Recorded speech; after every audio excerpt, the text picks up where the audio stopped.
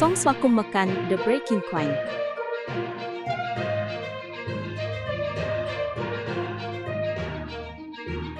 វិមានកម្លាំងបង្ហើបពីការបញ្ជូនមីស៊ីលនិងយន្តហោះគ្មានមនុស្សបើកថ្មីទៅកាន់ប្រទេសវេណេស៊ុយអេឡា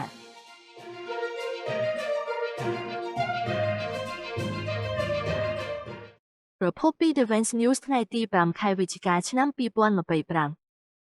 អ្នកឃោសនាយោធានិងអ្នកតាក់តែងច្បាប់រុស្ស៊ីកំពុងអំពាវនាវឲ្យទីក្រុងមូស្គូផ្គត់ផ្គង់យន្តហោះគ្មានមនុស្សបើកវាយប្រហារមួយចំនួនធំដល់ប្រទេសវេណេស៊ុយអេឡាសំណើនេះបានលេចឡើងនៅក្នុង Rebel ដែលជាប្រព័ន្ធផ្សព្វផ្សាយដ៏ធំគាំទ្រយោធានិងមានឥទ្ធិពលបំផុតមួយរបស់រុស្ស៊ីដែលបានជំរុញឲ្យមានការផ្ទេរយន្តហោះគ្មានមនុស្សបើក FPV របស់រុស្ស៊ីមួយចំនួនធំជាមួយនឹងឧបករណ៍ដើម្បីពង្រឹងការការពាររបស់ប្រទេសវេណេស៊ុយអេឡានិងទប់ទល់នឹងការវាយប្រហារដែលអាចកើតមាន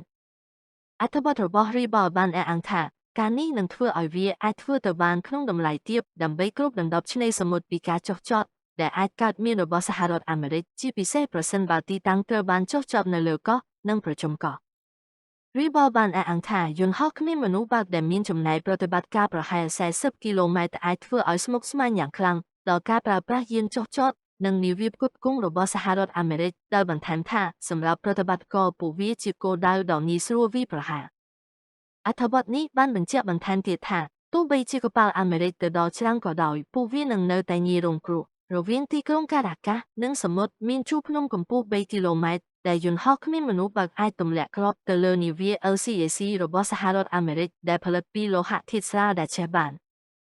Rebel បានបន្ថែមថាវិធីសាស្ត្រដូចគ្នានេះអាចត្រូវបានប្រើប្រឆាំងនឹងកន្លែងចុះចតឧទ្ធម្ភាគចក្រប្រសិនបើសហរដ្ឋអាមេរិករៀបចំពួកវាដើម្បីផ្គត់ផ្គង់កងកម្លាំងរបស់ខ្លួនតាមផ្លូវអាកាសដែលធ្វើឲ្យប៉ះពាល់ដល់ភស្តុភាររបស់អាមេរិកក្នុងអំឡុងពេលប្រតិបត្តិការចុះចតលើគោកណាមួយ Rebel បានស្នើថាយន្តហោះគ្មានមនុស្សបើក FPV គឺជាជម្រើសដ៏ល្អសម្រាប់ប្រទេសវេណេស៊ុយអេឡាសម្រាប់ហេតុផលយោធានិងសេដ្ឋកិច្ចសមហេតុផលអត្ថបទនេះបានរីបញ្ជាគុណសម្បត្តិដូចជាការលាក់បាំងការចល័តនិងតម្លៃទាបដោយអះអាងថាប្រតិបត្តិការអាចលាក់បាំងទីតាំងរបស់ពួកវាបានយ៉ាងងាយស្រួលមិនដូចប្រព័ន្ធមីស៊ីលឆ្នេរសមុទ្រទេហើយថាអង្គភាព IPV អាចត្រូវបានដាក់ពង្រាយទៅកាន់កោះដាច់ស្រយាលបំផុតដោយឧទ្ធម្ភាគចក្រឬទូក Rebel បាននិយាយថាយន្តហោះគ្មានមនុស្សបើកត្រូវបានផលិតប្រព័ន្ធនិងអាចផ្ទុកបានទាំងអស់នៅក្នុងយន្តហោះដឹកទំនិញមួយអត្ថបទនេះបាននិយាយថាប្រព័ន្ធនីមួយៗមានតម្លៃប្រហែល$1000ប្រហែលតម្លៃកាំភ្លើងវាយប្រហារមួយដើម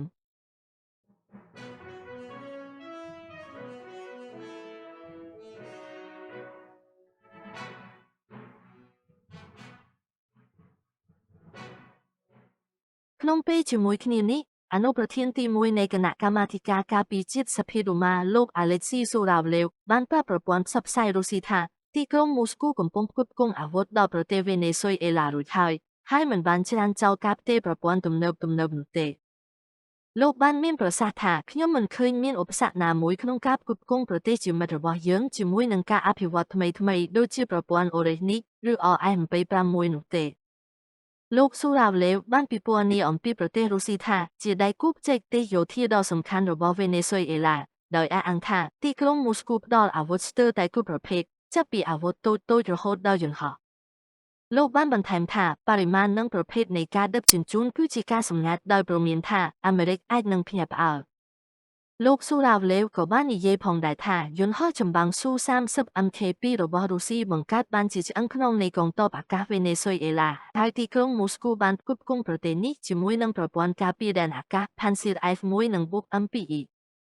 ការតស៊ូមតិដោយបើកចំហនេះក្នុងការបំពាក់អាវុធដល់ប្រទេសវេណេស៊ុយអេឡាជាមួយនឹងយន្តហោះគ្មានមនុស្សបើកវាយប្រហារបញ្ជាក់ពីចេតនារបស់រុស្ស៊ីក្នុងការពង្រីកជំហរយុទ្ធសាស្ត្ររបស់ខ្លួននៅអាមេរិកឡាទីនដែលអាចជាការសាកល្បងនឹងការបដិញ្ញាចិត្តរបស់សហរដ្ឋអាមេរិកនៅអត្តគោលខាងលិចខណៈពេលដែលយន្តហោះដ្រូន FPV មិនអាចជំនួសប្រព័ន្ធការពារដែនអាកាសទំនើបឬទ្រព្យសម្បត្តិទ័ពជើងទឹកបានទេការប្រើប្រាស់ទ្រង់ទ្រីធំរបស់ពួកវាអាចបង្អាក់ប្រតិបត្តិការតាមឆ្នេរសមុទ្ររារាំងផ្លូវដឹកជញ្ជូនភស្តុភារនិងផ្ដល់នូវការទប់ស្កាត់ដែលមានតម្លៃទាបចំពោះកងកម្លាំងនិងអ្នកតាក់តែងគោលនយោបាយរបស់សហរដ្ឋអាមេរិកសារនេះគឺច្បាស់ណាស់គូប្រជែងកំពុងរៀនប្រើប្រាស់បច្ចេកវិទ្យាពាណិជ្ជកម្មដើម្បីទូទាត់សងអត្ថប្រយោជន៍របស់អាមេរិកការរីករាលដាលដែលអាចកើតមាននៃប្រព័ន្ធទាំងនេះនៅក្នុងតំបន់ការ៉ាអ៊ីបបានគូបញ្ជាក់អំពីនិន្នាការរីកចម្រើនមួយ ដែលយន្តហោះដ្រូនដែលមានតម្លៃថោកក្លាយជាឧបករណ៍នៃឥទ្ធិពលកម្រិតរដ្ឋដែលមានសមត្ថភាពក្នុងការផ្លាស់ប្តូរឋានវន្តអំណាចក្នុងតំបន់ដោយមានការវិនិយោគតិចតួចប៉ុន្តែមានផលប៉ះពាល់យុទ្ធសាស្ត្រយ៉ាងធំធេង។